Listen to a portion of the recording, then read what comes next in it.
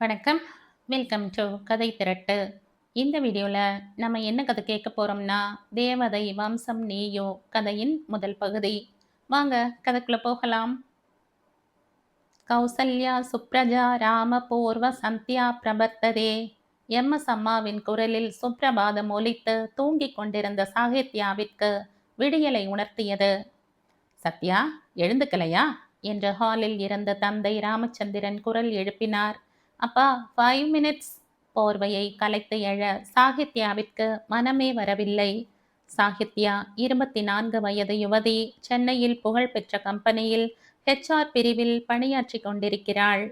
தாய் பவானியின் மறைவிற்கு பிறகு தாயுமானவராய் இருந்து பெண்ணை பேணுவது தந்தை ராமச்சந்திரன் தான். ராமச்சந்திரன் அரசாங்க பள்ளியில் முதுநிலை ஆசிரியராக இருந்து ஓய்வு பெற்று 6 மாதங்கள் ஆகிறது. அடுத்த 5 நிமிடத்தில் தந்தை சொல்லவே தேவை இருக்காமல் எழுந்து காலை கடன்களை முடித்தவள் செய்தித்தாளில் பார்வையை பதித்தபடியே, குட் மார்னிங் பா, வாக்கிங் முடிச்சிட்டிங்களா என்று துவங்கினாள். ஆச்சுமா என்றவர் கொஞ்சம் தயங்கியபடியே, சாயங்காலம் சீக்கிரம் வர முடியுமா சத்யா என்று மகளது முகத்தை ஏறிட்டார். நீங்க இழுக்கிறத பார்த்தா ஏதோ கோவில்ல வேண்டுதல் பாக்கி இருக்கும் போல இருக்கே என்று கேள்வியுடன் நிறுத்தினாள் சாகித்யா. 100 மார்க், கரெக்டா கண்டுபிடிச்சிட்டியே. நீங்க ரிட்டையர் ஆனாலும் ஸ்கூல் வாத்தியாரா இருந்த பொழுது வந்த மார்க் போடுற பழக்கம் இன்னும் உங்களை விட்டு போகவே இல்லப்பா என்று சொல்லி சிரிக்கும் மகளை செல்லமாக முறைத்தார். தந்தையின் முறைப்பை பார்த்தவள், சரி சரி, நான் சொன்ன கமெண்ட்டுக்கு பெஞ்ச் மேலே ஏறி நிற்க வச்சிடாதீங்க என்று இயல்பாக சொல்லவும் மனம் விட்டு சிரித்தார் ராமச்சந்திரன். பின்னர் சிரிப்பு அடங்கியதும், கேட்டதுக்கு பதிலே சொல்லலையேடா என்று இழுத்தார். இந்த கல்யாணம் நிச்சயம் முடிஞ்சதுக்கே இப்படி சென்னையில ஒரு கோவில் விட்டு வைக்காம வேண்டுதல்னு சொல்றீங்களே, கல்யாணம் முடிஞ்சதுக்கு பிறகு என்னப்பா தமிழ்நாட்டில் இருக்கிற எல்லா கோவிலுக்கும் பாத யாத்திரையா என்று பதில் சொல்லாமல் தன்னுடைய குறும்புத்தனத்தை வெளிப்படுத்தினாள். சாமிக்கு கொடுக்கிற வேண்டுதலை எதுவும் சொல்லக்கூடாதுடா. நீ நல்லபடியா எந்த குறையும் இல்லாம இருக்கணும். அதுதான் எனக்கு முக்கியம். உன் அம்மாவோட ஆசையும் அதுதான் என்று சொன்னவருக்கு தனது மனைவி பவானியின் நினைவு மனதில் ஆட்கொண்டது. அப்பா, கூல் கூல். இன்னைக்கு என்ன கோவில்னு சொல்லுங்க. நம்ம 2 பேர் மட்டும் தானா, அல்லது காஞ்சிபுரம் கோவிலுக்கு போனது மாதிரி ரங்கேஷ் வீட்டிலும் நம்ம கூட வராங்களா என்ற பேச்சை திசை திருப்பினாள் சாகித்யா. ரங்கேஷ் தான் சாகித்யாவிற்கு நிச்சயிக்கப்பட்ட மாப்பிள்ளை. ரங்கேஷ் முன்னணி சாஃப்ட்வேர் நிறுவனம் ஒன்றில் சீனியர் இன்ஜினியராக பணிபுரிகிறான். அம்மா சொல்லை தட்டாத பிள்ளை. இரு குடும்பத்தினரும் தட்டை மாற்றி பேச்சுவார்த்தை முடித்து இன்னும் 20 நாட்களில் திருமணம். இல்லம்மா, கல்யாணம் முடிஞ்ச பிறகு ஒரு முறை சேர்ந்து போய் வரலாம். இப்பொழுது நாம் மட்டும் போனால் போதும் என்று சுருக்கமாகவே சொன்னார் சந்திரன். சரிப்பா, லேட் ஆயிடுச்சு. இன்னைக்கு வேலை செய்ய கங்கம்மா வரதுக்கு முன்னாடி நீங்க எதுவும் செய்து வைக்காதீங்க. ஈவினிங் ஆஃபீஸ்ல இருந்து லேட் பண்ணாம கோவிலுக்கு வரேன். முடிஞ்சா வினய் தடியனையும் இழுத்துக்கிட்டு போகலாம் என்று முடிந்துவிட்டு தயாராக ஆரம்பித்தாள் சாகித்யா. இவர்களது அப்பார்ட்மெண்ட் வளாகத்தில் இருக்கும் நூற்றுக்கணக்கான வீடுகளில் வினய் வீடும் இருக்கிறது. சாகித்யா மற்றும் வினய் இருவருக்கும் கடந்த 10 வருடங்களாக நட்பு ரீதியில் பழக்கம். வினய் சாஃப்ட்வேர் துறையில் சிஸ்டம் அனாலிஸ்டாக பணிபுரிந்து கொண்டிருக்கிறான். சாகித்யா காலை உணவு உண்ணும் பொழுது செல்போனில் அழைப்பு வர, நீதானா, சொல்லு வினய் என்று கேட்டபடியே தன் வேலையை தொடர்ந்தாள். என்னம்மா கல்யாண பொண்ணு, காலையிலேயே இத்தனை அலுப்பு என்று கேலியாக வினவினான் வினய். நைட் கொஞ்சம் கம்மியா ட்ரீம்ஸ் வந்தது, அதனால தான் காலையில அலுப்பு. போதுமா? இன்னைக்கு உனக்கு ஏதோ கிளைண்ட் மீட்டிங் இருக்கு, அது இதுன்னு நேத்திக்கு கதை அளந்த ரிப்போர்ட் எதுவும் ரெடி பண்ணலையா? ஒரு வாரமா கஷ்டப்பட்டு ரெடி பண்ணி ரிப்போர்ட் செய்ய போறேன். அதுக்கு முன்னாடி எப்பொழுதும் போல உனக்கு ஃபோன் செய்து 2 வாழ்த்து வாங்கலாமேன்னு தான் கீத்து. Success will be yours Vinay. ஏதாவது பிளான் இருக்கா இன்னைக்கு ஈவினிங்? ரிப்போர்ட் செய்த பிறகு ஏதாவது புது வேலை வரலாம், மற்றபடி பெரிய வேலை இல்லை. உனக்காக எந்த பிளான் இருந்தாலும் மாத்திக்கலாம் கீத்து. சொல்லு, என்ன விஷயம்? பெருசா எதுவும் இல்லை. அப்பாவும் நானும் திருவல்லிக்கேணி பெருமாள் கோவில் போறோம். அப்பாவுக்கு ஏதோ வேண்டுதல்னு சொன்னார், அதான் நீயும் வரையான்னு கேட்கத்தான். Okay, no problem. ரங்கேஷ் நம்ம கூட வருவாரா கீத்து? உங்க 2 பேருக்கும் நடுவில் நான் எதுக்கு என்று இழுத்தான் வினய். நினைச்சேன், காலையிலிருந்து கிறுக்கு மாதிரி எதுவும் கேள்வி கேட்காம இருக்கையேன்னு. ரங்கேஷ் வர்றதுக்கும் நீ என் கூட வர்றதுக்கும் எந்த சம்பந்தமும் இல்லை என்று பல்லை கடித்தாள் சாகித்யா. ஹே கீது, என்னை நீ கிறுக்குன்னு திட்டாம இருந்தாதான் ஏதோ மிஸ் ஆன மாதிரி ஒரு ஃபீல். தேங்க்யூ தேங்க்யூ என்று சமாளித்தான். இதெல்லாம் ஒரு பொழப்பு என்று கேலியாக சாகித்யா சொல்லும் பொழுது வழக்கமாக கிளம்பும் நேரத்தை கடிகாரம் தொட்டது. சரி கீது, உனக்கு ஆஃபீஸ் கிளம்ப நேரமாச்சு, நடக்கிறது எல்லாமே நல்லதுக்கு தான் என்று நேர்மறையாக பேசி விடை கொடுத்தான் வினய். போனை வைத்தவள் தந்தையிடம் விடை பெற்று கொண்டு வண்டி சாவியையும் கை பையையும் எடுத்துக்கொண்டு கிளம்பினாள். மாடிப்படி இறங்குவதற்கு முன் பக்கத்து வீட்டை எட்டி பார்த்து, பேபிமா நான் ஆஃபீஸ் கிளம்புறேன். வரது அப்பா பாய் என்று சின்ன குழந்தை மாதிரி சற்று குரலை உயர்த்தி சொன்னாள். சுகமே போயிட்டு வாமா சத்யா என்று சொன்ன பேபிமா தனது வீட்டு பால்கனியில் இருந்து சாகித்யா வண்டியை கிளப்பி செல்வது வரை பார்த்து கையசைத்தார். வரதராஜனும் ராமச்சந்திரனும் ஒரே பள்ளியில் ஆசிரியராக பணியாற்றும் பொழுது இந்த அப்பார்ட்மெண்ட் வளாகத்தில் சொந்த வீட்டில் குடியேறினர். வரதராஜன் தனது மனைவி அகிலாவை பேபி என்று அழைப்பது வழக்கம் என்பதால் சாகித்யாவும் சின்ன வயதில் இருந்தே பேபிமா என்றும் வரதராஜனை வரது அப்பா என்றும் அழைத்து பழக்கம். வரது அகிலா தம்பதியினருக்கு ஒரே பையன் ஹர்ஷவர்தன் திருமணமாகி மனைவி அனுஷாவுடன் பெங்களூரில் தற்சமயம் வசித்து வருகிறான். சென்னைக்கு பணியை மாற்றல் வாங்குவதற்கான ஏற்பாடுகளை செய்து கொண்டிருக்கிறான் ஹரி. சாகித்யாவும் ஹரியும் சின்ன வயசில் இருந்து அண்ணன் தங்கை மாதிரியே வளர்ந்தவர்கள் என்பதால் இரு குடும்பங்களுக்கும் நெருக்கம் ஜாஸ்தியாகவே அமைந்தது. அதுவும் சாகித்யாவின் தாயார் பவானியின் மறைவிற்கு பிறகு பேபிமா வரதுவை பொறுத்தவரை சத்யா அவர்களது வீட்டில் ஹரியின் உடன்பிறவா சகோதரிதான். அலுவலகத்தில் பணியில் மூழ்கி இருக்கும் பொழுது சாகித்யாவிற்கு தொலைபேசியில் அழைப்பு ஒலிக்க எடுத்தவளுக்கு பலத்த அதிர்ச்சி காத்திருந்தது. என்ன சொல்றீங்க பேபிமா, எந்த ஹாஸ்பிட்டல் என்று தடுமாறியவளுக்கு கண்களின் ஓரம் ஈரமாகியது. சாகித்யாவின் கண்களில் கண்ணீர் மறைக்க வரும் வழியெல்லாம் இறைவனிடம் மன்றாடியவாறு ஒருவாறு ஹாஸ்பிட்டல் வந்து சேர்ந்தாள். எப்படித்தான் எந்தவித விபத்தும் ஆகாமல் வந்து சேர்ந்தாளோ அந்த ஆண்டவனுக்கே வெளிச்சம். வண்டியை நிறுத்திவிட்டு வரவேற்பில் உட்கார்ந்திருந்த பெண்ணிடம் விசாரித்து ஐசியு பகுதிக்கு வந்தாள். அங்கே வெளியிலேயே பேபிமாவும் வரதனும் நின்று கொண்டிருக்க இறக்கை முளைத்தது போல் அவர்களிடம் ஓடி சென்று பேபிமாவின் கைகளை பற்றி கொண்டு திக்கியவாறு சாகித்யா, எப்படிமா, என்னாச்சு, அப்பா இப்போ எப்படி இருக்காங்க, பார்க்கலாமா என்ற கண்களில் உயிரை தேக்கி கேள்வி கணைகளை தொடுத்தாள். அவளை நெஞ்சோடு அணைத்து கொண்டு முதலில் அவளின் பயத்தை போக்கும் விதமாக, மைல்டு ஹார்ட் அட்டாக்காம், ஆனா இப்போ ஸ்டெடியா இருக்கிறதா டாக்டர் சொன்னாங்கடா, ஆபத்து கட்டத்தை தாண்டி விட்டாராம், இனி பயம் இல்லை என்று சாகித்யாவின் முதுகை தடவியபடி ஆறுதல் சொன்னார் பேபிமா. ஒரு நிமிடம் நிம்மதியால் தொய்ந்தவள் நிமிர்ந்து, என்ன ஆச்சு, எப்போ, எப்படி, இன்னைக்கு காலையில கூட நல்லா தானே பேசிட்டு இருந்தாங்க என்று புரியாமல் காரணத்தை வினவினாள். பேபிமா தன் கணவரை பார்க்க, வரதன், நானும் அவனும் லைப்ரரிக்கு போயிட்டு நடந்து வந்துகிட்டு இருந்தோம்மா, அப்போ ரங்கேஷ் வீட்டில இருந்து அவனுக்கு ஃபோன் வந்தது. அந்த அம்மா பேசினாங்கன்னு நினைக்கிறேன், சத்தம் பலமா கேட்டுச்சு, என்ன பேசினாங்கன்னு தெரியாது, ஆனா இவன் முகம் கொஞ்சம் கொஞ்சமா மாறுச்சு. அப்படியெல்லாம் எதுவும் இல்லம்மா, ரொம்ப நல்ல பொண்ணு, அப்படியெல்லாம் எதுவும் செய்திடாதீங்கம்மான்னு இவன் சொல்லிக்கிட்டே இருந்தான். போனை வச்ச கொஞ்ச நேரத்துல நெஞ்சு பிடிச்சுக்கிட்டு சாஞ்சுட்டான். உடனே டாக்ஸி பிடிச்சு ஹாஸ்பிட்டலுக்கு கூட்டிட்டு வந்துட்டேன். அப்புறம்தான் பேபிக்கு ஃபோன் போட்டு உங்ககிட்ட சொல்ல சொன்னேன் என்று தனக்கு தெரிந்த விவரத்தை சொன்னார்.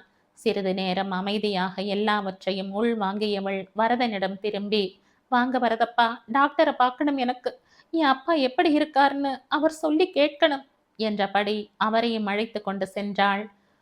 உங்க அப்பாவுக்கு ஏதோ பலத்த அதிர்ச்சி, அதனாலதான் மைல்டு அட்டாக் வந்துடுச்சு, நல்ல வேளை உடனே கொண்டு வந்துட்டாங்க, இப்ப பயப்படும்படி ஒண்ணும் இல்லை, மயக்கத்துல தான் இருக்கார், ஒரு 2-3 நாள் அப்சர்வேஷன்ல வச்சு பார்த்துட்டு அப்புறம் வீட்டுக்கு போகலாம், இப்ப நீங்க போய் பேஷண்ட்டை தொந்தரவு செய்யாம பார்க்கலாம் என்றார் டாக்டர். சாகித்யா மெல்ல அவள் தந்தை படுத்திருந்த கட்டிலுக்கு அருகில் சென்றாள்.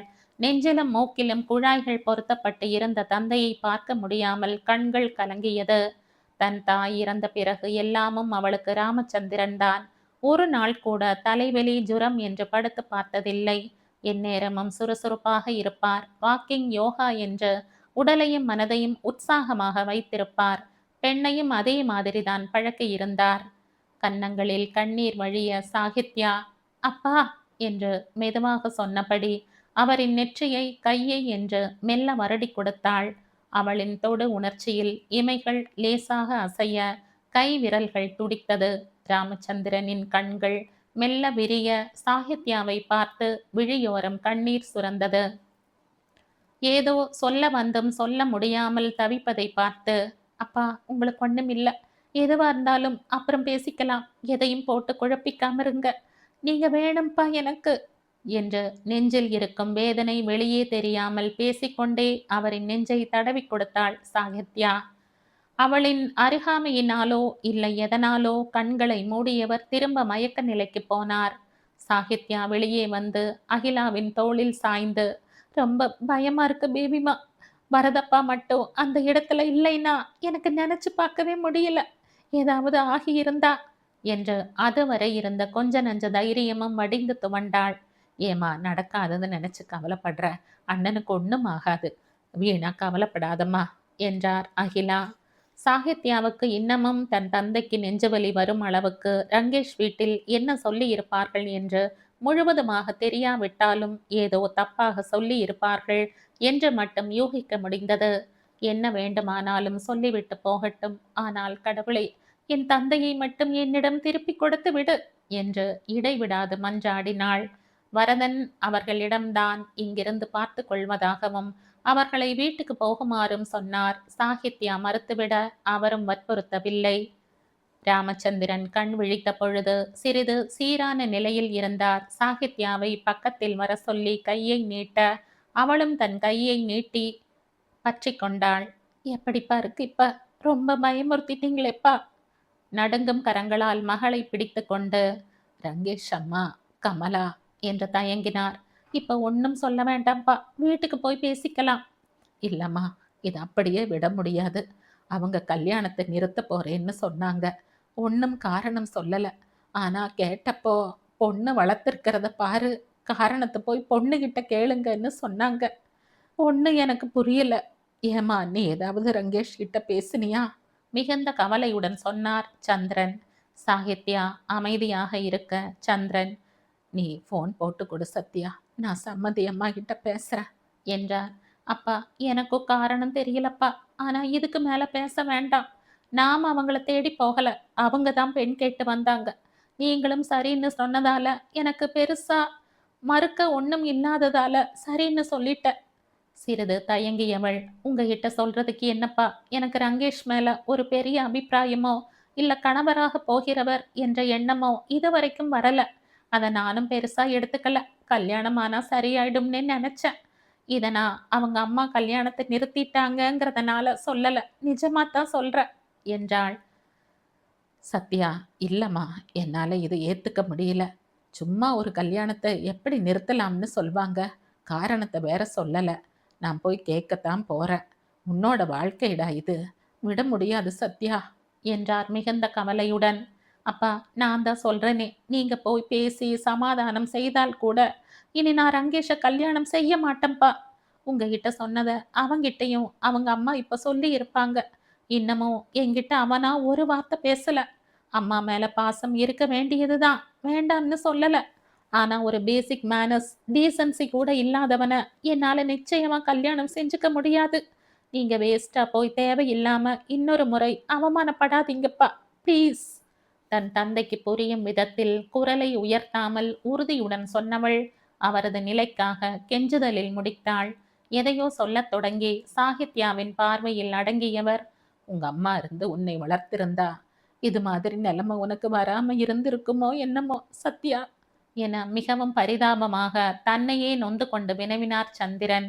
அவர் முகத்தை கரங்களில் தாங்கி பிடித்து கண்களை நேராக பார்த்து, அப்பா இது மாதிரி திரும்ப எப்பவும் என்கிட்ட பேசக்கூடாது. You are the best date in the whole world. நான் நல்ல மாதிரி தான் வளர்ந்துருக்கேன், நீங்க என்ன நல்லாத்தான் வளர்த்துருக்கீங்க. யாரோ என்னமோ சொன்னாங்க என்பதற்காக இப்படி கண்ணா பின்னான்னு பேசினா அப்புறம் வீட்டுக்கு வந்ததும் ஒரு வாரத்துக்கு நான் தான் உங்களுக்கு சமைச்சு போடுவேன் என்று தீவிரமாக தொடங்கி குறும்புடன் கண் சிமிட்டி முடித்தாள். அவள் பாவனையில் சிரிப்பு வர, உனக்கு நிஜமாவே வருத்தம் இல்லையாடா என்று கடைசி முறையாக தெளிவுபடுத்தி கொள்ள கேட்டு அவளின் பார்வையில் சரி சரி கேட்கல என்று உடனடியாக சரணடைந்தார் ராமச்சந்திரன். அடுத்த நாள் காலையில் வினய் ஹாஸ்பிட்டலுக்கு அறக்க பறக்க வந்தான்.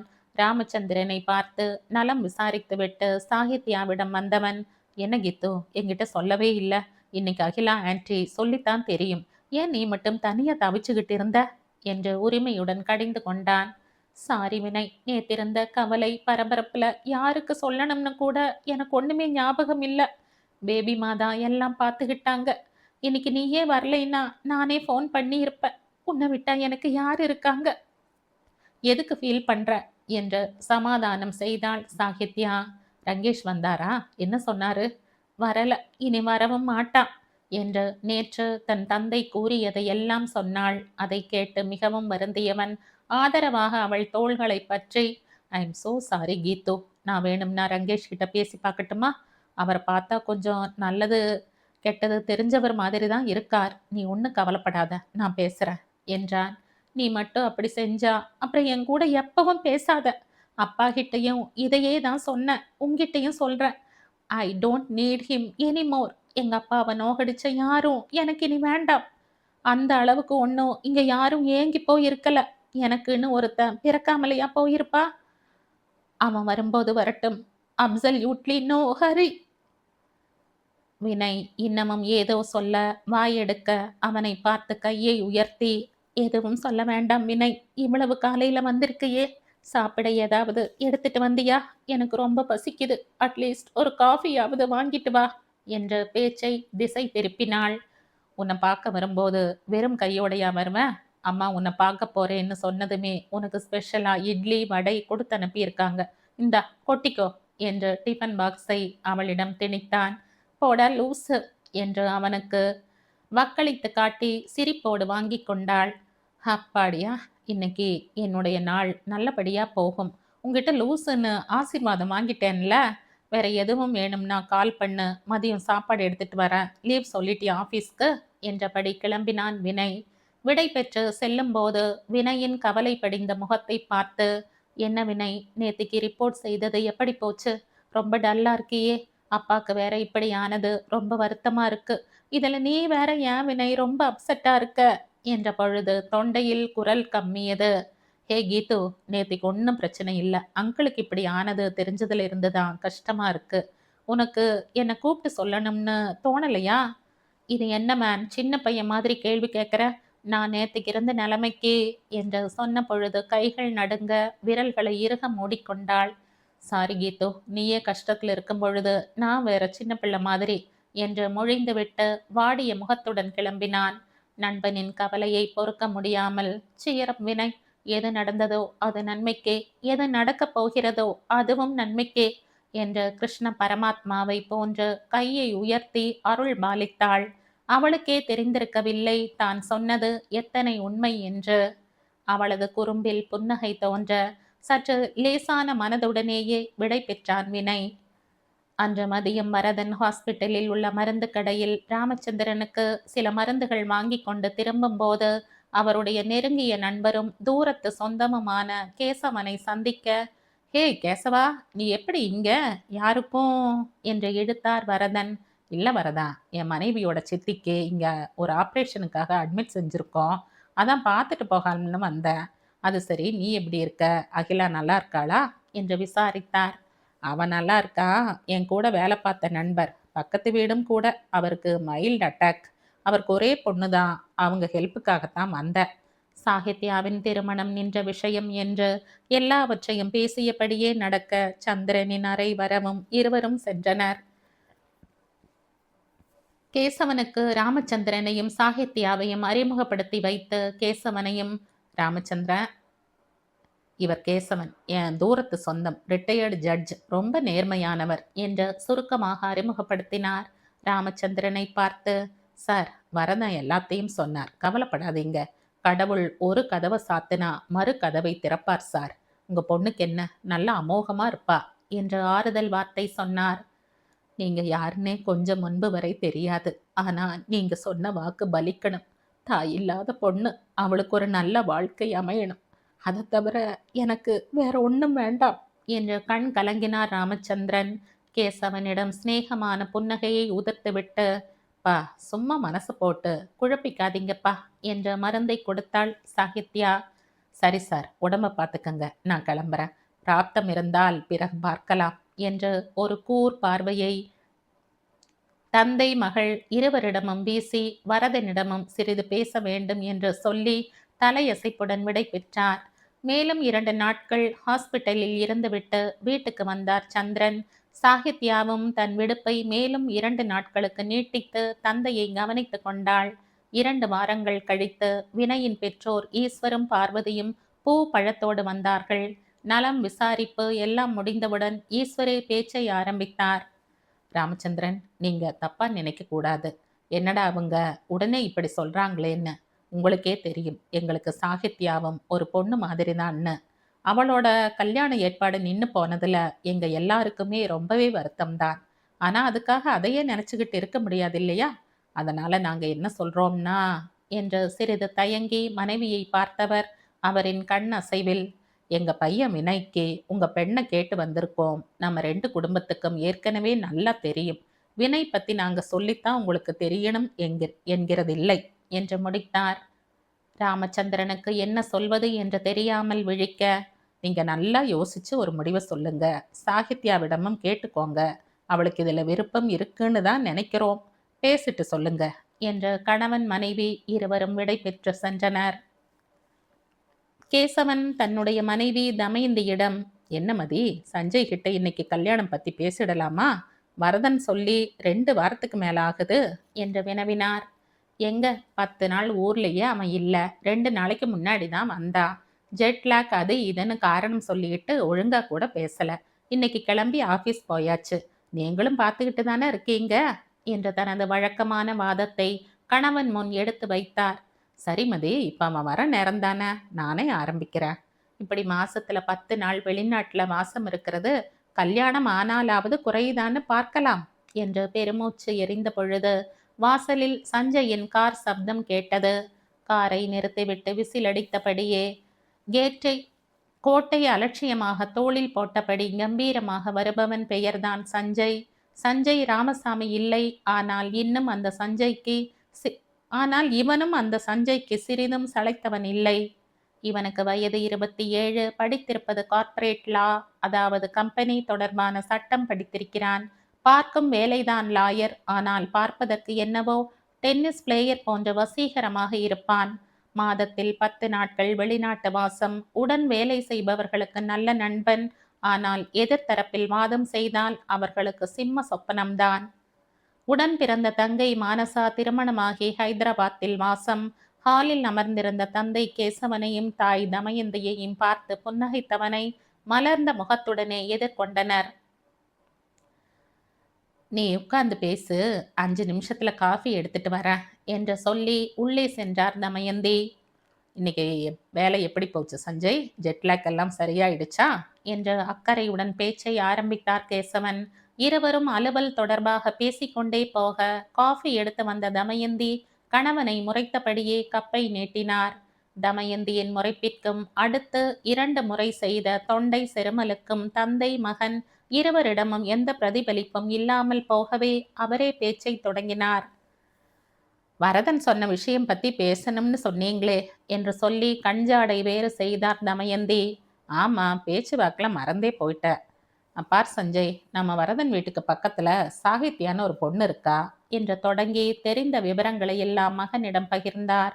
மகனின் யோசனையை தொடர்ந்து, அந்த பெண் பற்றி நல்ல விதமாகவே வரதன் சொன்னார் சஞ்சய். எனக்கும் ரொம்ப பிடிச்சிருந்தது.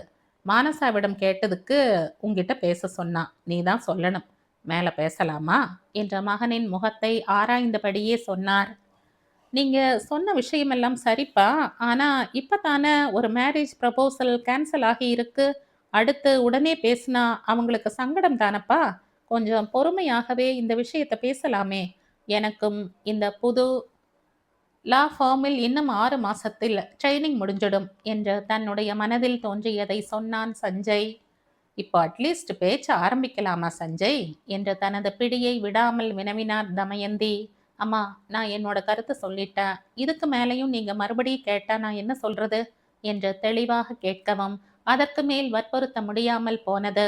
மகனது அழுத்தத்தை பற்றி தெரிந்த பிறகு பேசுவதில் பிரயோஜனம் இல்லை என்று விட்டுவிட்டார் தமயந்தி. சரிப்பா, நீயே வரதனுக்கு ஃபோன் பண்ணி சொல்லிடு. இன்னைக்கு கூட ஃபோன்ல ஏதோ பேச்சு வரும்பொழுது சஞ்சய் என்ன சொல்றான்னு தான் கேட்டார் என கேசவன் வழக்கம் போல் தன்னுடைய நடுநிலை தீர்ப்பை அளித்தார். சரிப்பா, நான் வரதன் மாமா கிட்ட பேசுறேன். ஆனா அதுக்கு முன்னாடி நீங்களே ஒரு வார்த்தை சொல்லிடுங்க. நான் அடுத்த வாரம் அவருக்கு ஃபோன் செஞ்சு பேசிடுறேன் என்று தந்தையிடம் கூறிவிட்டு தலையை கோதியபடி எழுந்து சென்றான் சஞ்சய். மாலையில் வீடு திரும்பிய சாகித்யாவிடம் சந்தோஷமாக வினய் வீட்டில் இருந்து வந்த கல்யாண பேச்சை பற்றிய விவரத்தை கூறி அவளின் சம்மதம் கேட்டார் சந்திரன். சாகித்யாவோ அப்பாவை சுட்டெரிப்பவள் போல் பார்த்தாள். என்னப்பா நீங்க இதப்போ என்கிட்ட கேட்டுக்கிட்டு? அவன் எனக்கு ஒரு நல்ல நண்பன் மட்டும்தான். சின்ன வயசுல இருந்து நாங்க ஒன்னா படிச்சு ஒன்னா வளர்ந்தவங்க. அந்த மாதிரி நினப்பு எனக்கும் சரி அவனுக்கும் சரி வந்ததே கிடையாது. அட்லீஸ்ட் அவனுக்கு இருந்தாலாவது என்கிட்ட சொல்லியிருப்பான். சொல்லலைன்னா கூட என்னால உணர்ந்திருக்க முடியுமே. அப்படி எதுவும் இல்லப்பா, ப்ளீஸ், எனக்கு ரொம்ப கஷ்டமா இருக்குப்பா வேதனையோடு சொன்னாள்.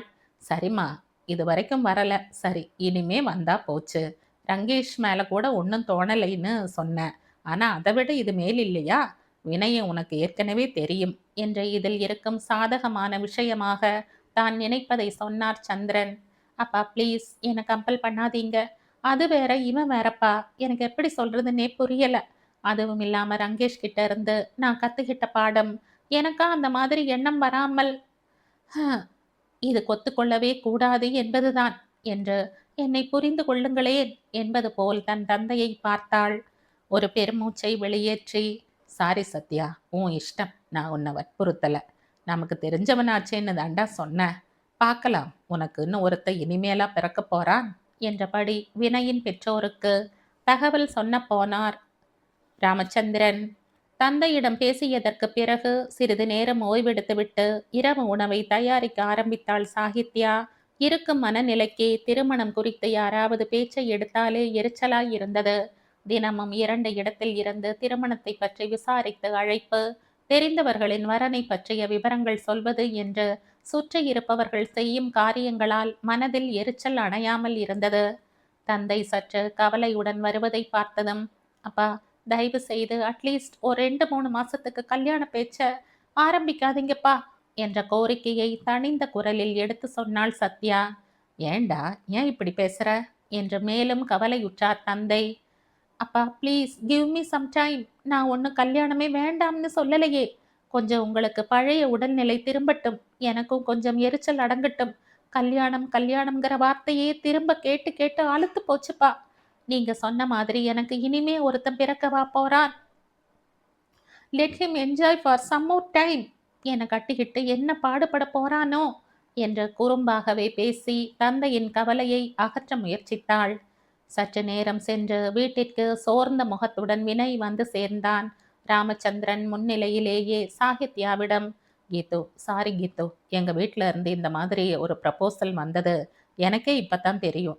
வீட்டில் 2 திட்டு திட்டிட்டு உடனே உன்னை பார்க்க வந்த, சாரிடா என்று கெஞ்சுதலாக சொன்னான். தந்தையை அர்த்தமான பார்வை பார்த்தபடியே, கூல் வினய், டென்ஷன் ஆகாத, எனக்கு உன்னை பத்தி நல்லாவே தெரியும். அப்பா கிட்ட கூட வினைக்கும் எனக்கும் இந்த மாதிரி நினப்பு கிடையாதுன்னு தான் சொன்னேன். இதுக்கே நீ சாரி கேட்கணும், கிராக்கு என்று முதுகில் தட்டினாள் சாகித்யா. தேங்க் காட், நீ எதுவும் தப்பா எடுத்துப்பியோன்னு பயந்துகிட்டே இருந்த. உனக்கே தெரியாதா வினய், உங்க வீட்டில இருந்து வந்து கேட்கவும் உன்னோட சம்மதத்தோடு தான் கேட்குறாங்கன்னு நினச்ச. அதுவும் இன்னைக்கு வினய் லீவு எடுக்க முடியல, ஈஸ்வர் சொன்னாரா, அதனால தான் என்ற யோசனையுடன் இழுத்தார் சந்திரன். அவருக்கு சாகித்யா சம்மதம் சொல்லி இருந்தால் எவ்வளவு ஏமாற்றமாய் இருந்திருக்கும் என்ற நினைப்பு கவலையை மூட்டியது. இளைய தலைமுறையினர் தங்களை பற்றி தெளிவாகத்தான் இருக்கின்றார்கள் என்ற நினைப்பில் பெருமூச்சை வெளியிட்டார். காலையில லீவ் எடுக்க முடியுமா என்று கேட்டார் அங்கிள். ஆனால் எனக்கு காரணம் தெரியாது என்று சந்திரனிடம் சொல்லிவிட்டு, எனக்கு பசிக்குது கீத்து, ஏதாவது சாப்பிட கிடைக்குமா என்று கேட்டு தலையை கோதிக்கொண்டான். இன்னைக்கு எங்க வீட்டில் ஓட்ஸ் உப்புமா, டெஸ்ட் பண்ண ஸ்பெசிமென் தேடிட்டு இருந்தேன். எலி தானா வந்து வலையில விழும்பொழுது விடுவாளா இந்த சாகித்யா என்று தன்னை மெச்சும் விதமாக தட்டி கொண்டு அடுப்படிக்கு சென்றாள். அங்கிள் இன்னைக்கு சமைச்சிருப்பார்னு நினைச்சேன். ஆனா வசமா மாட்டிட்டேன் போல இருக்கே. கீது, நான் இன்னைக்கு உண்ணாவிரதம் என்று சொன்னவன் சாகித்யா எடுத்து வந்த உணவை சத்தம் காட்டாமல் முடித்தான். வினய் சாப்பிட்டு முடித்ததும், விரதம் இருக்கிற மூஞ்சியை பாரு என்று அழகு காட்டினாள். உன்னோட ஓட்ஸ் உப்புமா சாப்பிட்டா உலக அழகன் மூஞ்சி கூட இஞ்சி தின்ன டேஷ் மாதிரி தான் ஆகும். அதுக்கு என்ன செய்ய முடியும்? உள்ளூர் கிழவ ரேஞ்சில் இருந்துட்டு நீ உலக அழகனை பத்தி பேசாத. உள்ளூர் கிழவிக்கு ஃப்ரெண்டா இருந்தா உலக அழகனாகவா இருக்க முடியும்? உள்ளூர் கிழவனாத்தான் இருக்கணும். எல்லாம் ஓட்ஸ் உப்புமா உள்ள போனதால வந்த திமிரு. இதுவும் பேசுவ, இன்னமும் பேசுவ. காம்பன் வீட்டு கட்டுத்தறியும் கவி பாடும்னு சொல்வாங்களே, அந்த மாதிரி கீத்துவோட பேசுற எனக்கும் திமிரு. போதுமா?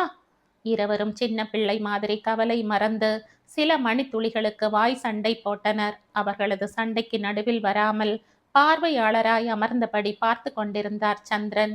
அடுத்து வந்த நாட்களில் மகளின் விருப்பத்திற்கேற்ப முடிந்தவரை கல்யாண பேச்சை எடுக்காமலே வரன் பற்றிய விவரம் சொன்னவர்களை சமாளித்தார் ராமச்சந்திரன். 2 வாரங்கள் செல்ல ஒரு நாள், அப்பா, பேபிமா இந்த மருந்து வாங்கிட்டு வர சொன்னாங்க, கொடுத்துட்டு வந்துடுறேன்ப்பா என்றாள் சாகித்யா. ஆபீஸ்ல இருந்து இப்பத்தாம்மா வந்த, ஏதாவது சாப்பிட்டுட்டு போ என்றார் சந்திரன். வந்து சாப்பிட்றேன்ப்பா என்றபடி சிட்டாக பறந்தாள் சாகித்யா. பேபிமா, பேபிமா, எங்க இருக்கீங்க? மருந்து வாங்கிட்டேன் என்ற குரல் கொடுத்தபடியே உள்ளே சென்றாள் சாகித்யா. அப்போதுதான் போனை கீழே வைத்த அகிலா, வா சத்யா, தேங்க்ஸ்டா, இவர்கிட்ட சொல்ல மறந்துட்ட. காலையிலிருந்து போன்ல ஒரே தொல்லை. ராங் கால், சும்மா ஏதோ பேங்க்ல இருந்து அக்கௌண்ட் ஆரம்பிங்க, கிரெடிட் கார்டு அப்ளை பண்ணுங்கன்னு ஒரே தொல்லை என்று சொல்லி கொண்டிருக்கும் போதே அழைப்பு வர, ஆரம்பிச்சிட்டாங்கய்யா, என்னால் முடியலை சாமி, நீயே எடுத்து நல்லா கொடுத்துட்டு வை, நான் உனக்கு காஃபி எடுத்துட்டு வரேன் என்று எழுந்தார் அகிலா. செல்போன்லயே இவங்க தொல்லை தாங்கல பேபிமா, எங்கிருந்து தான் இவங்களுக்கு நம்பர் கிடைக்குதோ என்று அழுத்து கொண்டே ஹலோ என்றாள் சாகித்யா. ஹலோ ஆன்டி என்று எதிர்பக்கத்தில் இருந்து வந்த குரலில் எரிச்சல் அடைந்தாள். ஹலோ சார், ஃபோன்ல ஏதும் கேமரா வச்சிருக்கீங்களா? கரெக்டா ஆன்டின்னு சொல்றீங்க, இல்ல ஞான கண் இருக்கோ என்றாள் கிண்டலாக. சஞ்சய் போனை ஒரு முறை பார்த்து குரல் சிறு பெண்ணின் குரலாக இருப்பதை கேட்டு, ஓ அனுஷாவா என்றான்.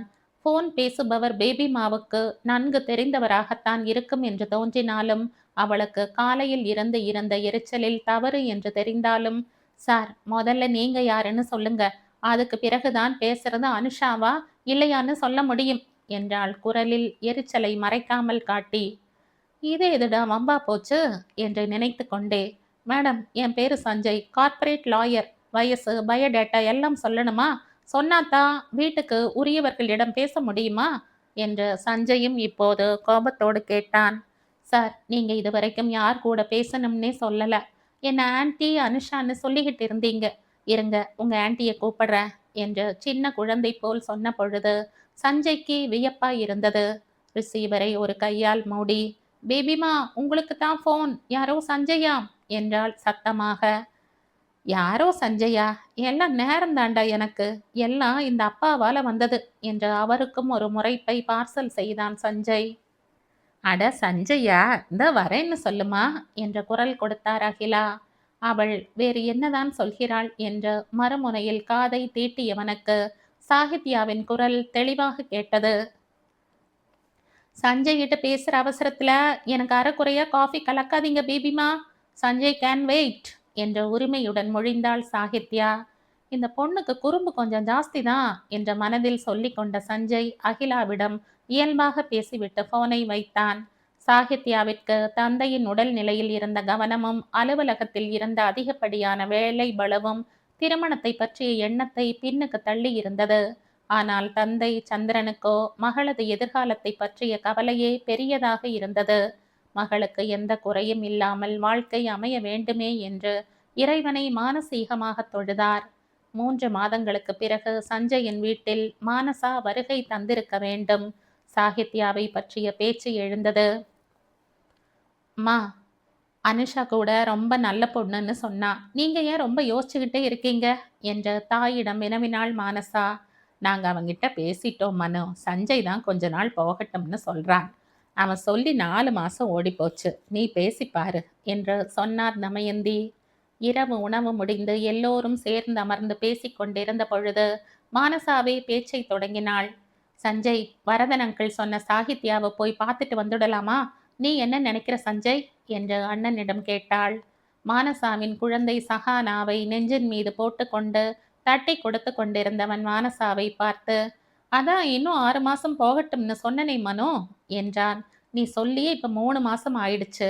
நாம போய் பேசலாம். பிடிச்சா அப்புறம் மேல பார்க்கலாம். இல்லைன்னா நீ வேற யாராவது லவ் பண்றியா என்றார் தமயந்தி. அதெல்லாம் ஒண்ணுமில்லம்மா என்று சொன்னவனுக்கு வரதன் வீட்டுக்கு போன் பேசும்போது பேசிய பெண்ணின் ஞாபகம் வந்தது. ஒருவேளை அவள்தான் சாகித்யாவோ என்ற எண்ணமும் ஓடியது. அடுத்த நொடியே அந்த முகமறியா பெண்ணை நினைத்து புன்னகையும் பூத்தது. சரிம்மா, மனமும் வந்திருக்கா. எனக்கு அடுத்த வாரத்துல அது திரும்ப ஜெர்மனிக்கு போக வேண்டி வந்தாலும் வரலாம். அப்புறம் திரும்ப 10-20 நாள் பிடிக்கும். கேட்டு பாருங்க எப்ப வரலாம்னு. போகலாம் என்று சஹானாவை தூக்கி கொண்டு உறங்க சென்றான். அவன் சென்றதும் மானசா, ஆமா ஐயா லவ் பண்ணிட்டாலும் இவ பெரிய ஹரிச்சந்திரன் பரம்பரை மாதிரி உண்மையே பேசணும்னு சொல்வாரு என்று தனக்குள் அழுத்தவள், அவனே சொல்லிட்டாமா, சீக்கிரம் போயிட்டு வந்துடலாம் என்றாள். ஹரி வர வேண்டாமா மானசா என்றார் தமயந்தி. ஹரியால் இப்ப வர முடியாதுமா. மாமா அங்க தனியா இருக்காங்க. ஹாஸ்பிட்டல்ல வேற பார்த்துக்கணும். எல்லாம் நல்லபடியா முடிஞ்சா அப்புறம் பார்க்கலாம் என்றாள் மானசா. கேசவன் வரதனிடம் பேச அவர் ராமச்சந்திரனிடம் கேட்டு உறுதிப்படுத்தி கொண்டு அந்த வார இறுதியில் வர சொன்னார். கேசவன் குடும்பத்தோடு ராமச்சந்திரன் வீட்டுக்கு சென்றனர். வரதனும் மகிழாவும் பொதுவாக தெரிந்த நண்பர்கள் என்பதால் அங்கிருந்தார்கள். ராமச்சந்திரனுக்கு சஞ்சயை பார்த்து பரம திருப்தி. சாகித்யாவிற்கு நல்ல பொருத்தமாக இருப்பான் என்று நினைத்து கொண்டார். வந்தவர்களை வரவேற்று உட்கார வைத்து நலம் விசாரிப்பெல்லாம் முடிந்தது. அகிலா தமயந்தியையும் மானசாவையும் அறிமுகப்படுத்தி வைத்தார். சாகித்யா அங்கே உள்ளவர்களுக்கு பழரசம் கொண்டு வர அதை வாங்கி எல்லோருக்கும் கொடுத்தாள் மானசா. எந்தவித ஆடம்பரமும் இன்றி படபடப்பின்றி அமைதியாக கம்பீரமாக மிதமான ஒப்பனையில் லாவெண்டர் கலரில் ஒர்க் செய்த புடவையை அணிந்து வந்த சாகித்யாவை எல்லோருக்கும் முதல் பார்வையிலேயே பிடித்து போனது. அவள் வரவும் வரதன் எதிர் அறிமுகப்படுத்த ஹாய் என்று வெகு யதார்த்தமாக சொன்னான் சஞ்சய். சாகித்யாவும் பதில் வணக்கம் எல்லோருக்கும் சொல்ல மானசா அவளை தன் பக்கத்தில் அமர சொல்லி பேச்சு கொடுத்தாள். ஹாய் சாகித்யா, நான் Manasa. I am a doctor. என்னோட கணவர் ஹரிதரன். அவருக்கு வேலை இருக்கிறதால வரலை. He is also a doctor. நாங்கள் ஹைதராபாத்தில் இருக்கோம். இது எங்கள் குட்டி சஹானா என்று தன்னை அறிமுகப்படுத்தி கொண்டு, நீங்கள் என்ன படிச்சிருக்கீங்க சாகித்யா? வேலை எங்கே பார்க்குறீங்க என்று விபரம் கேட்டாள். சாகித்யாவும் எம்ஏ எக்கனாமிக்ஸ் படித்தேன். அப்புறம் ஹெச்ஆர்டி, அதாவது ஹியூமன் ரிசோர்சஸ் டெவலப்மெண்ட் தொடர்பாக கோர்ஸும் செய்திருக்கேன் என்று சாகித்யா விபரத்தை கூற, சஹானா இவள் போட்டிருந்த வளையலால் ஈர்க்கப்பட்டு இவளிடம் தாவினாள். சஹானா, பேரு ரொம்ப அழகா இருக்கு. எனக்கு ரொம்ப பிடிச்ச பேரு என்ற குழந்தையை தன்னுடன் அணைத்தபடியே சொன்னாள் சாகித்யா. ஓ தேங்க்ஸ். என் பேரோட கடைசி எழுத்தும் ஹரியோட முதல் எழுத்தும் சேர்த்து அண்ணன் தான் வச்சாங்க. உங்க 2 பேருக்கும் ரசனை ஒத்து போகும்னு நினைக்கிறேன் என்று மானசா கூறவும் சஞ்சயிடம் ஒரு பார்வையை செலுத்தினாள் சாகித்யா. சஞ்சய் ராமச்சந்திரனிடம் பேசிக் கொண்டிருந்தாலும் சாகித்யா பக்கமும் பார்வையை செலுத்த தயங்கவில்லை. அகிலா, சாகித்யா நல்லா சமைப்பா தமயந்தி. கால்வாசி நாள் எனக்கும் சேர்த்து சமைச்சிடுவா. ரொம்ப பொறுப்பு, தைரியசாலி. ராமச்சந்திரன் அண்ணனையும் சும்மா சொல்லக்கூடாது. அம்மா இல்லாத குறையே தெரியாம வளர்த்துட்டார் என்றார். தமயந்தி தாங்கள் வாங்கி கொண்டு வந்த பூவை சாகித்யாவிடம் கொடுத்து, சஞ்சய்க்கு மனைவியா வரப்போறவ எங்களுக்கும் இன்னொரு பொண்ணு மாதிரிதான். கணவனிடமும் மானசாவிடமும் பார்வையை செலுத்தி, எங்களுக்கு சாகித்யாவை ரொம்ப பிடிச்சிருக்கு என்று சொல்லி சஞ்சயை பார்த்தார். அங்கிள், உங்களுக்கு ஆட்சேபனை இல்லைன்னா எனக்கு சாகித்யாவிடம் கொஞ்சம் தனியே பேசணும் என்றான். அதுக்கென்ன, தாராளமா மனசு விட்டு பேசுங்க. போமா, கூட்டிட்டு போ என்று ராமச்சந்திரன் கூற சாகித்யா சஞ்சயை ஸ்டடி ரூமுக்கு அழைத்து சென்றாள். உள்ளே சென்று எப்படி பேச்சை தொடங்குவது என்ற இயல்பான தயக்கம் இருவருக்கும் எழ சஞ்சய் தான் 4 மாசம் முன்னால ஆன்டி வீட்டுக்கு கால் செய்யும் போது போன் எடுத்தது என்று ஆரம்பித்தான். அன்றைய அன்றைய தின நினைவில் சாகித்யாவுக்கு புன்னகை அரும்ப, ஆமா, அது நான் தான். ரொம்ப கடுப்படிச்சிட்டனா என்று மன்னிப்பு கோரும் விதமாக தலையை சாய்த்து வினவினாள் சாகித்யா. இப்படி குழந்தை போல முகத்தை வச்சு கொண்டு கேட்டா எப்படி கடுப்பாவது என்று எண்ணியவன் இல்லை என்று மறுப்பாக தலையசைத்தான். அடுத்த 2 நிமிடங்கள் அமைதி நிலவ, உங்களுக்கு என்ன பிடிச்சிருக்கா சாகித்யா? குரலில் எந்தவித தயக்கமும் இல்லாமல் நேரடியாக சாகித்யாவின் கண்களை பார்த்து கேட்டான் சஞ்சய். அவர்கள் வீட்டில் அனைவரும் பழகிய விதம், அவசியமானதை தவிர எதுவும் பேசாமல் இருந்த சஞ்சய் அனைவரின் முன்னிலையிலும் தெளிவாக தனியே பேச வேண்டும் என்று தயக்கம் இல்லாமல் சொன்னது, உங்களுக்கு என்று விழித்ததில் எழுந்த மரியாதை இத்தனை காரணங்களுக்கு மேல் கண்ணோடு கண் நோக்கி கேட்ட தோரணை உடம்பில் ஏதோ ரசாயன மாற்றத்தை தோற்றுவிக்கத்தான் செய்தது. எப்பொழுதும் சரளமாக பேசுபவள் ஏனோ கொஞ்சம் தயங்கி, நான் எந்த மாதிரி பதில் சொன்னா உங்களுக்கு சந்தோஷமா இருக்கும் என்று மெல்லிய குரலில் வினவினாள். அவளது கண்களில் குறும்பும் எதிர்பார்ப்பும் பிரதிபலிக்க சஞ்சய்க்கு பார்த்து கொண்டே இருக்கலாம் போல் இருந்தது. அவளிடம் விளையாடும் விதமாக, என்ன சந்தோஷப்படுத்துற மாதிரி பதில் சொல்லணும்னு தான் நினைக்கிறீங்களா என்ற உதட்டோரத்தில் சிரிப்புடன் கேட்டான். சாகித்யாவின் மனம் கொஞ்சம் கொஞ்சமாக அவனது பேச்சிலும் தோரணையிலும் பைசா நகர் சாய்ந்த கோபுரம் மாதிரி சஞ்சயின் பக்கம் சாய்ந்து கொண்டே இருந்தது. இயல்பான நாணம் தலை தூக்க, உங்களை சந்தோஷப்படுத்தணும் என்பதற்காக பொய்யெல்லாம் சொல்ல முடியாது என்ற தலையை சரித்து கண்களால் சிரித்தாள். தட்ஸ் குட், நீங்க பொய் சொல்ல முடியாதுன்னு சொன்னதுல எனக்கு ரொம்ப சந்தோஷம், அதான் எனக்கு பிடித்தமும் கூட என்று சொல்லும் பொழுது கண்களில் கூடுதல் பிரகாசம் தெரிந்தது சஞ்சய்க்கு. உங்களுக்கு வேற எதெல்லாம் பிடிக்கும் என்று இயல்பாய் கேட்ட பின்னர்தான் சாகித்யாவிற்கு கொஞ்சம் அதிகமா வழியறனோ என்ற உறுத்தல் எழுந்தது. அந்த உறுத்தலினால் சேலையின் நுனியை சுருட்டி கொண்டிருந்தாள்.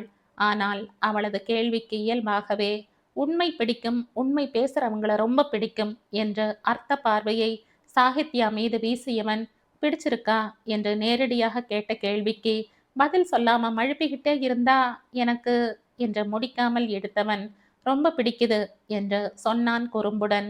இதய துடிப்பு அதிகரித்தபடியே சஞ்சய் பேச்சிற்கு செவி சாய்த்தவள் அவன் முடித்த விதத்தில் மானசீகமாக இறக்கை கட்டி கொண்டு பறந்தாள். சாகித்யாவின் முகம் மலர்ந்ததை மனதில் பதித்தவன், உங்களுக்கு என்றான் ஒற்றை வார்த்தையில்.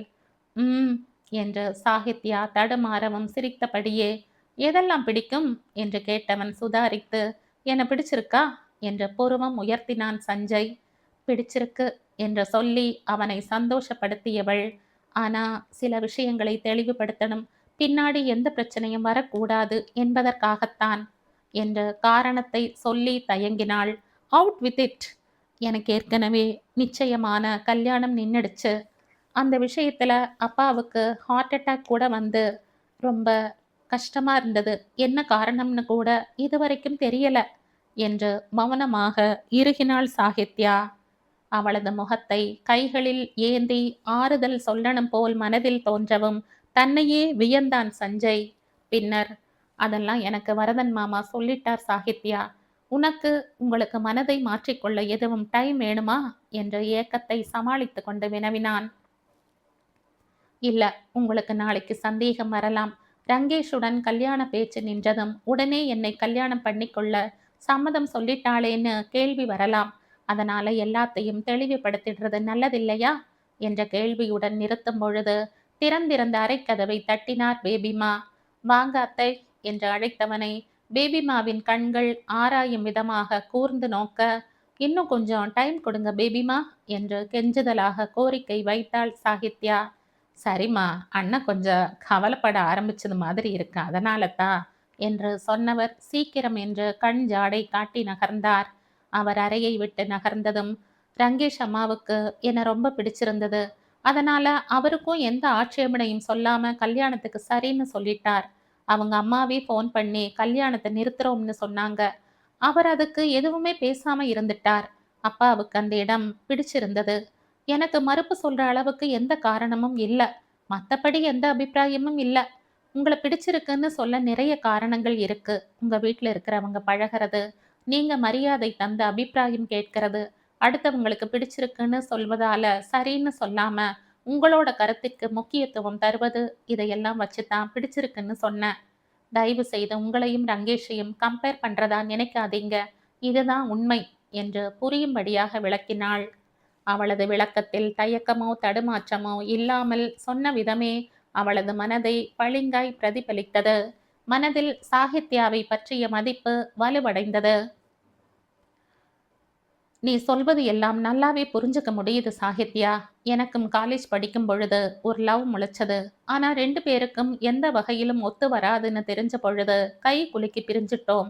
இதையும் இப்பவே சொல்வதுதான் முறைன்னு தோணுச்சு என்று சஞ்சயும் பழைய கதையை ஒரே வரியில் முடித்தான்.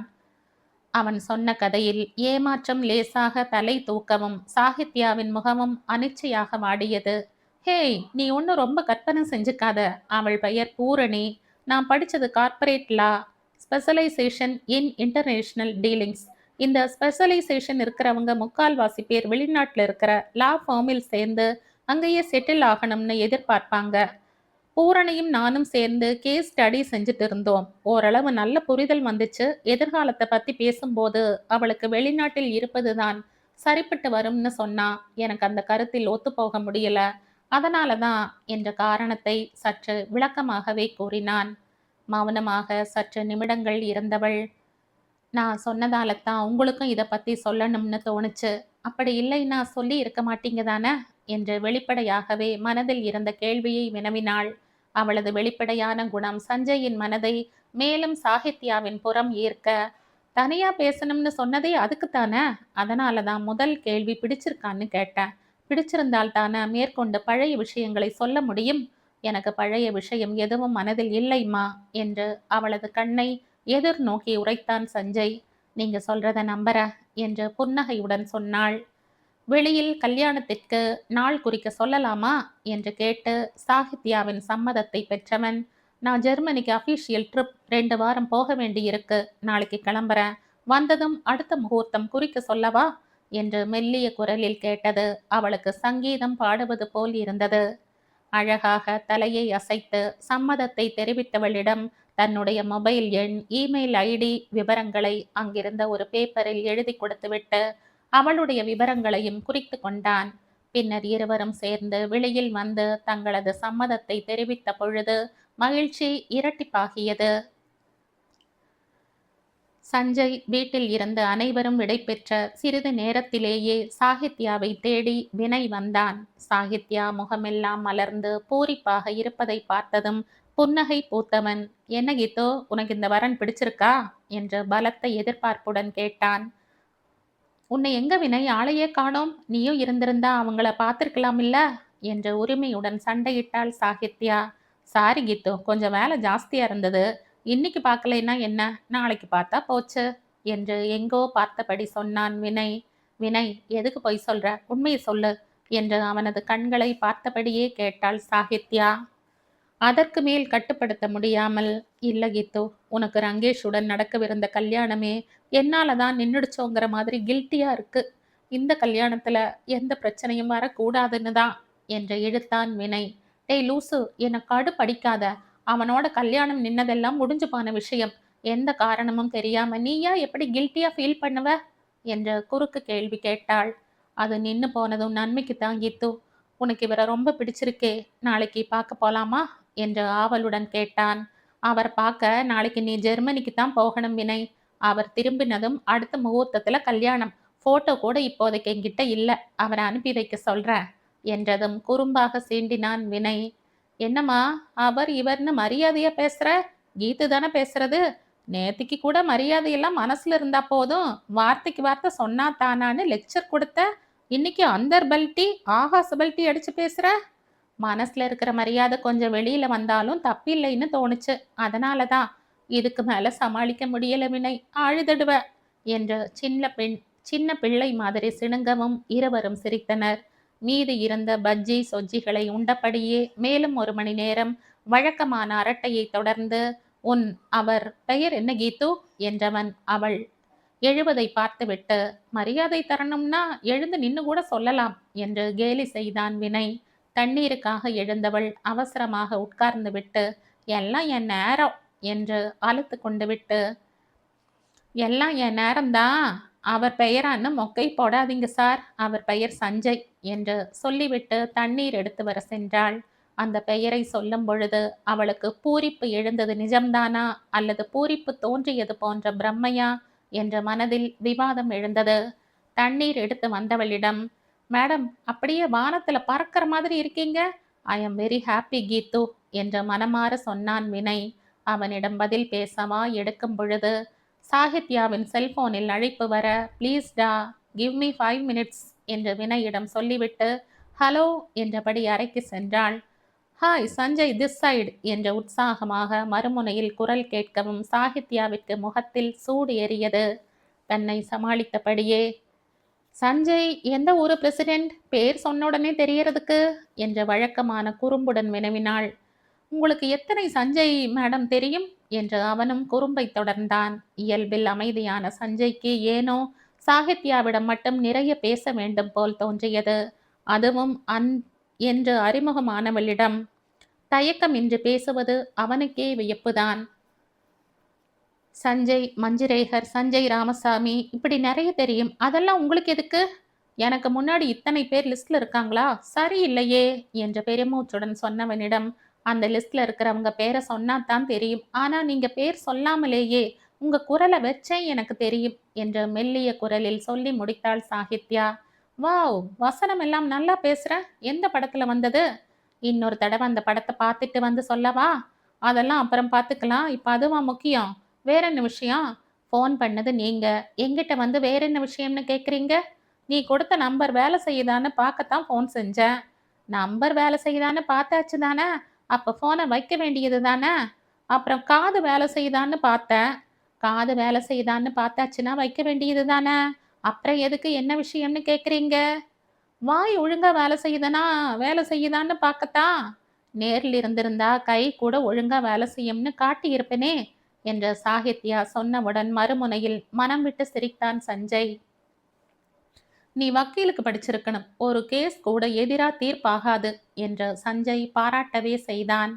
வக்கீல் எல்லாரும் வந்து என்கிட்ட கெஞ்சினாங்க. அம்மா தாயே, நீ வந்தா எங்க பாடு கஷ்டமா போயிடும், கருணை காட்டுன்னு. அதான் என் ப்ரொஃபஷனை மாத்திட்டேன். இதெல்லாம் வேற நடந்ததா? எனக்கு தெரியவே தெரியாதே என்று நம்பியது போல் கேட்கவும் சாகித்யாவிற்கு புன்னகை அரும்பியது. சாகித்யா மௌனமாக இருக்கவும், நாளைக்கு வீட்டில் இருந்து அப்பா கிட்ட முகூர்த்த நாள் சம்பந்தமா பேசுறேன்னு சொல்லியிருக்காங்க. நான் ஜெர்மனியில இருந்து 3 வாரம் கழிச்சு இந்த மாச கடைசியில வரேன். அநேகமா அடுத்த மாசம் முதல் வாரத்துல முகூர்த்தம் இருக்கலாம் என்றான் சஞ்சய். 2 வாரம்னு சொன்னீங்க, இப்ப ட்ரிப் 3 வாரம் ஆயிடுச்சே என்று வினவினாள் சாகித்யா. பரவாயில்லையே, சொன்னதை ஞாபகம் வச்சிருக்கியே. ஜஸ்ட் கொஞ்ச நேரத்துக்கு முன்னாடி தான் ட்ரிப் பத்தி இமெயில் வந்திருக்கு. நார்மலா 2 வாரம் தான் இருக்கும். இந்த தடவை கடைசி ட்ரிப் என்கிறதால 3 வாரமா இருக்கு. 2 பேருக்கும் ஒத்து வர டைம் பார்த்து பேசலாம்னு இருக்கேன்.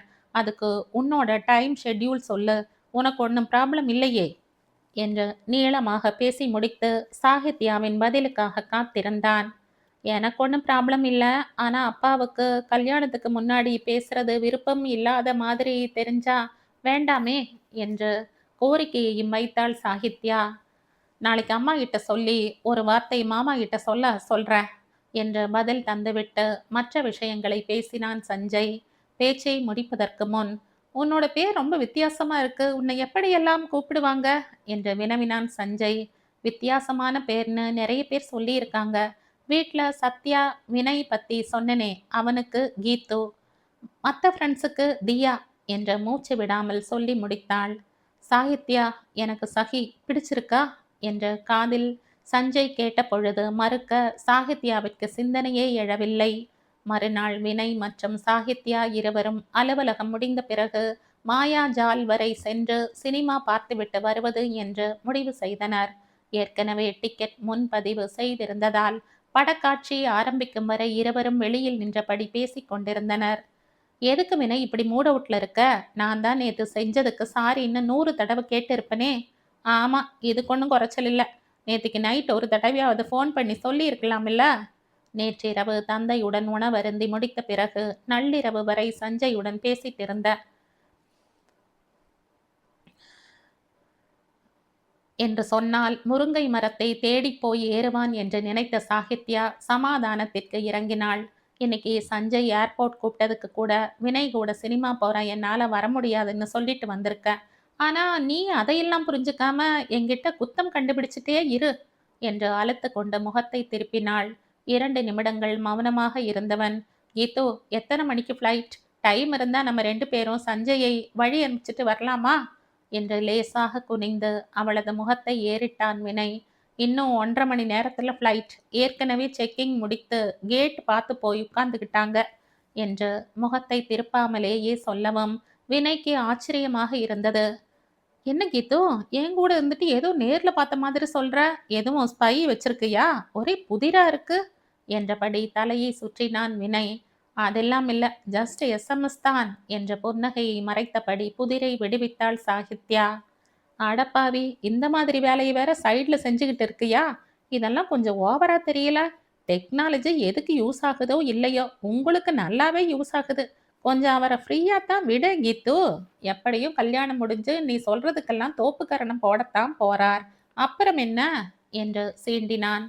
எனக்கு தோப்பு கரணம் போடுற மாப்பிள்ளை எல்லாம் வேண்டாம் வினய். அப்புறம் லைஃப் ரொம்ப அலுத்து போயிடும். நிறைய சண்டை, நிறைய சமாதானம், நிறைய பேச்சு, நிறைய மௌனம், நிறைய குறும்பு, நிறைய அக்கறை, நிறைய உரிமை, இப்படி எல்லாமே இருந்தா தான் இன்ட்ரெஸ்டிங்கா இருக்கும் வினய் என்று கண்களில் கனவு மின்ன சொன்னாள் சாகித்யா. உன்னோட வரையறை எல்லாத்திலும் வித்தியாசம்தான் கீது. நிறைய சண்டை, நிறைய சமாதானம் நம்ம நட்புல கூடத்தான் இருக்கு. இன்ட்ரெஸ்டிங்காவா இருக்கு என்று கேட்ட பொழுது முதுகில் தட்டினாள் சாகித்யா. மொட்டை தாத்தாவுக்கும் முழங்காலுக்கும் எதுக்கு வினை முடிச்சு போடுற லூசு என்று திட்டினாள். சரி மேடம், படம் ஆரம்பிக்கிற நேரம் வந்துடுச்சு, வாங்க போகலாம் என்று கையில் பாப்கார்னும் கோக் பாட்டிலும் வாங்கி கொண்டு உள்ளே சென்றனர். தியேட்டர் உள்ளே செல்வதாக சஞ்சய்க்கு செய்தி அனுப்பிவிட்டு வினய் பின்னே சென்றாள் சாகித்யா. கால்வாசி படம் சென்ற பின் சாகித்யாவின் சீட்டிற்கு பின்னால் இருந்தவன் தன்னுடைய காலை நீட்டி சாகித்யாவின் காலை தொட்டான். அவள் திரும்பி பார்த்த பொழுது ஒன்றுமே தெரியாதவன் போல் படத்தை பார்த்து கொண்டிருந்தான். பின்னால் அமர்ந்திருந்தவன் சாகித்யாவும் தன்னுடைய காலை எடுத்து மேலே வைத்தபடி படம் பார்க்க ஆரம்பித்தாள். அடுத்த 5வது நிமிடத்தில் ஏதோ பேப்பரை சுருட்டி பின்னால் இருந்து சாகித்யாவின் மடியில் வீசினான். இப்பொழுது பின்னால் அமர்ந்திருந்தவனை சாகித்யா மற்றும் வினய் இருவரும் சேர்ந்து முறைக்க முகத்தை வேறு திசையில் திருப்பிக் கொண்டான் பின் சீட்டுக்காரன். வினய் மற்றும் சாகித்யா இடம் மாறி உட்கார்ந்த பின் கொஞ்ச நேரம் எந்த பிரச்சனையும் இல்லாமல் சென்று படத்திற்கு இடைவெளியும் வந்தது. இருவரும் வெளியே செல்லலாம் என்ற முடிவில் எழுந்து கதவு நோக்கி செல்ல பின்னால் அமர்ந்தவனும் இவர்களுடனே எழுந்து வந்தான். சாகித்யா ஒதுக்குப்புறமாய் ஜாக்கிரதையாக இருந்தும் கூட தோளில் உரசிவிட்டு செல்ல, இடியட், அறிவில்ல, உனக்கு என்ன கண் பின்னாடியா இருக்கு என்ற பல்லை கடித்து சற்று காட்டமாகவே வினவினாள். ஆனால் இடித்தவன் கண்டு கொள்ளாமல் திரும்பி சிரித்துவிட்டு கூட்டத்தில் கலந்தான். ஆத்திரத்தில் சிவந்த வினயின் முகத்தை பார்த்து பொறுமை குறைவதை உணர்ந்த சாகித்யா கையை அழுத்தி, லீவ் இட் வினய் என்று மெல்லிய குரலில் சொன்னாள். கண்களை மூடி 2 நிமிடங்கள் இருந்தவன் பொறுக்க முடியாமல், 2 நிமிஷத்துல வரங்கீத்தோ என்று அவளை ஓரமாக நிறுத்திவிட்டு அந்த இடியட்டை தேடி சென்றான். நோ வினய் என்ற சாகித்யாவின் குரல் காற்றில் கரைய அந்த இடத்தை விட்டு அகன்றிருந்தான் வினய். பதட்டத்துடன் நின்றிருந்த சாகித்யாவின் கண்களில் ரங்கேஷ் படமும் செய்வதறியாது ஒருவித அவஸ்தையுடன் அவனை பார்த்து புன்னகை மட்டும் பூத்தாள். ரங்கேஷுடன் வந்திருந்த பெண் அநேகமாக புது மனைவியாக கூட இருக்கலாம் என்ற மனதில் நினைத்தவளுக்கு எந்த வருத்தமும் ஏற்படவில்லை. அந்த பெண்ணை அனுப்பிவிட்டு, ஹாய் சாகித்யா, படம் பார்க்கவா என்று தயங்கி தயங்கி வினவினான் ரங்கேஷ். குற்றமுள்ள நெஞ்சு குறு குறு என்று இருக்காதா என்ன? அவனால் சாகித்யாவின் முகத்தை நிமிர்ந்து கூட பார்க்க முடியவில்லை. தியேட்டருக்கு படம் பார்க்க வராம காத்து வாங்கவா வருவாங்க என்ற மனதில் நினைத்தவள் அசட்டு புன்னகையுடன், அம்மா வரலையா என்று கேட்டாள். அம்மா என்ற வார்த்தையை கேட்டதும் சுற்றிலும் பார்த்தவன், அம்மாதான் என்னையும் கல்யாணியையும் வெளியில போய் வர சொன்னாங்க. கல்யாணிதான் என்னுடைய மனைவி என்று விளக்கம் தந்து முடித்த பொழுது கையில் இரத்த கரையுடன் அந்த இடத்திற்கு வினய் வந்து சேர்ந்தான். நீயும் உன் ஹஸ்பண்ட் கூடத்தான் வந்தியா என்று அசட்டுத்தனமாக வினயையும் சாகித்யாவையும் பார்த்து கேட்கவும், ஏற்கனவே ஆத்திரத்தில் கொதித்து கொண்டிருந்த வினய் ரங்கேஷை பார்த்து பல்லை கடித்தான். அவனது கேள்வியை கேட்ட பின் இன்னும் ஆத்திரம் தலைக்கேறியது. கல்யாணியின் மாங்கல்ய ஸ்தானம் பலமாக இருக்க வேண்டுமே என்ற மனதில் எண்ணி, இவன் என்னோட ஃப்ரெண்டு வினய், நாம பிறகு சந்திப்போமா என்று விடை பெற்று பதில் எதிர்பாராமல் வெளிக்கதவை நோக்கி நடக்க ஆரம்பித்தாள் சாகித்யா. நின்ற இடத்தை விட்டு அகலாமல் சாகித்யா செல்வதையே கண் எடுக்காமல் பார்த்து கொண்டிருந்தான் ரங்கேஷ். கீது, நில்லு! எதுவும் சொல்லாமல் போனா என்ன அர்த்தம் என்று அடிபட்ட கையுடன் பின்னே சென்றான் வினய். 2 அடி எடுத்து வைத்தவள் மனம் கேட்காமல், ஏன் வினய் உனக்கு இவ்வளவு கோபம்? அவன் ஏதாவது பெரிய ரவுடியா இருந்தா என்ன செய்ய முடியும்? ஏதோ சொங்கியா இருக்கவும் கைவரிசைய காட்டி இப்படி அடிபட்டு வந்து நிக்கிற. நான் சொல்லிக்கிட்டே இருக்கேன், ஆனா நீ காதலையே வாங்காம என்று திட்டியபடியே தன்னுடைய கர்ச்சீப்பையும் துப்பட்டாவையும் வைத்து காயம்பட்ட இடத்தில் கட்டினாள். அவன் செய்ததுக்கு மண்டையை மட்டும் உடைச்சிருக்க கூடாது கீத்து, உயிரோட கைலாச அனுப்பி இருக்கணும் என்று முனகியவன் கையில் பட்ட காயம் வலிக்கவே, அம்மா என்று அரற்றினான். சரி வா, பக்கத்துல ஏதாவது ஹாஸ்பிட்டல் போயிட்டு வீட்டுக்கு போகலாம் என்று சமாதானமாக சொல்லி கூட்டி சென்றாள் சாகித்யா.